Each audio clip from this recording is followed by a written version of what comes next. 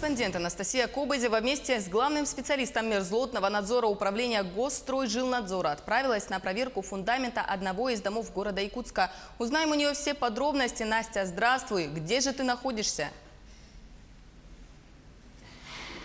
Оля, ну я тебя приветствую. Я сейчас нахожусь на улице Автодорожная, 13А. Нахожусь я, точнее, под домом. А забрались мы сюда для того, чтобы рассказать нашим телезрителям что-то очень интересное, но самое главное – что-то очень полезное. Ну, как ты уже сказала, вместе с специалистом мерзлотного надзора мы отправились для того, чтобы проверить фундамент. И вот что бы хотела сказать, я уверена, что многие наши телезрители видели вот такое вот устройство. Оно вот такой вот в форме рогатки, на самом деле оно еще бывает и других форм. Так вот, называется это устройство СОУ, а расшифровывается оно как сезонно охлаждающее устройство. Ну, его устанавливают, во-первых, для того, чтобы ускорить процесс строительства дома.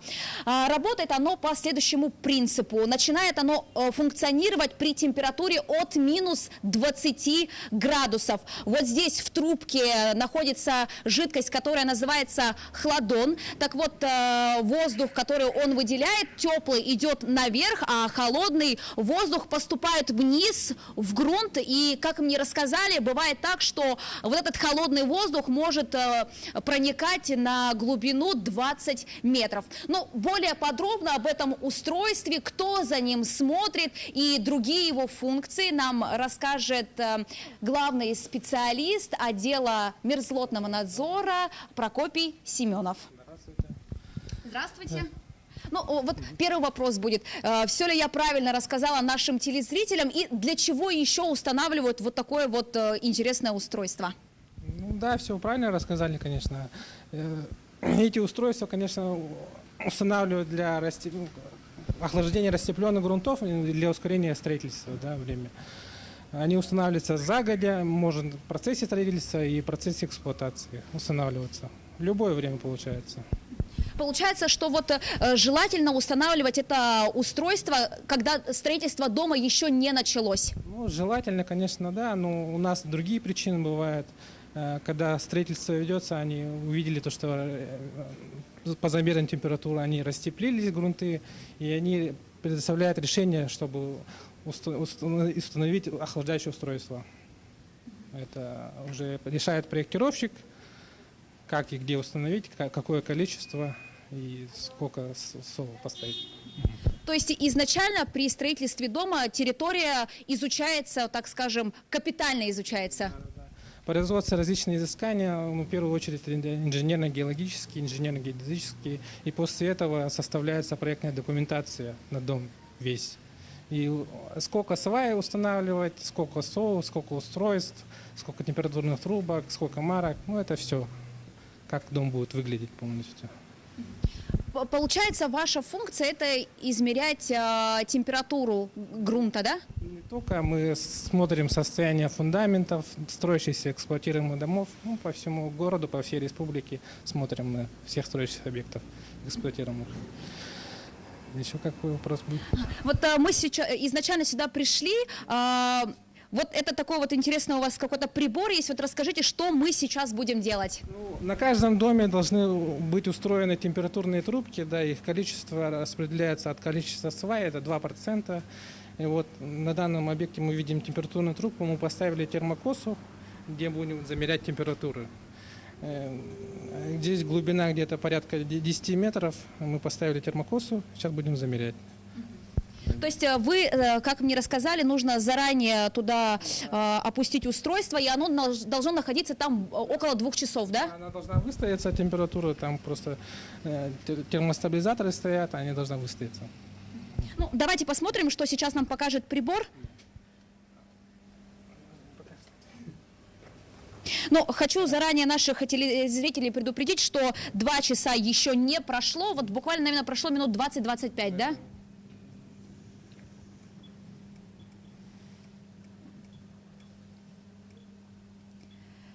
Температура здесь измеряется в градусах Цельсия, да? Да, минус 3,43, минус 3,50, 3,44. Ну, в принципе, здесь температуры хорошие, они достигли расчетных значений, и несущую способность они выдерживают, получается, здание. То есть, грубо говоря, дом будет стоять надежно. Да, это так, конечно. И тут стоят сборно-набивные сваи, они больше нагрузку держат, и температура хорошая. А вот, кстати, интересный такой вопрос. Есть ли какая-то вот нормативная температура для грунта? Ну, для каждого дома она разная. Тут проектировщик решает, на основании инженерно-геологических изысканий проектировщик делает температуру, расчетную температуру, при которой она держит нагрузку, получается, несущую способность. Вот на каждом доме разная температура. А вот вы еще мне до начала прямого включения вот рассказали, что нужно рассчитывать еще и нагрузку на дом, да? Да, конечно, она должна быть... тоже в проекте рассчитывается нагрузка, полностью должны замеряться температура, осадки. И на основании этого, конечно, тоже смотрим все. А вот вопрос такой, а кто вот следит за вот этими СОУ, сезонно охлаждающими устройствами? В процессе строительства это заказчик, а в процессе эксплуатации это должна быть обслуживающая организация, управляющая организация, они должны следить за этим, получается. По идее, они должны раз в год следить за охлаждающими устройствами, за температурами грунтов, они 2 раза в год должны мерить, а за осадками тоже где-то раз в год, скорее всего, так, 2 раза в год. А вот еще с середины этого лета, в июле, да, получается, вот тарифы, да, теперь налагают на жителей дома, правильно? В июле этого года утвержден тариф на обслуживание температурных трубок, замеры, там, осадки и обслуживание сезонно охлаждающих устройств. И время это ложится на собственника, получается. Тариф утвержден, все уже есть в городе Якутске, по республике еще нету такого. А вот можете сказать, какие там тарифы? Где-то 4 копейки на замер температур в месяц с квадрата. Где-то так. То есть сумма небольшая? Небольшая, да. Это, конечно, у нас разовый замер, замер 1 раз в год, осадки тоже год, и тепловизор, в смысле, проверка тепловизором охлаждающих устройств тоже 1 раз в год. В зимнее время, получается, СОУ смотрят. То есть, получается, новая строка в квитанции ощутимо по карману наших жителей не ударит? Да, не должно. Не должно.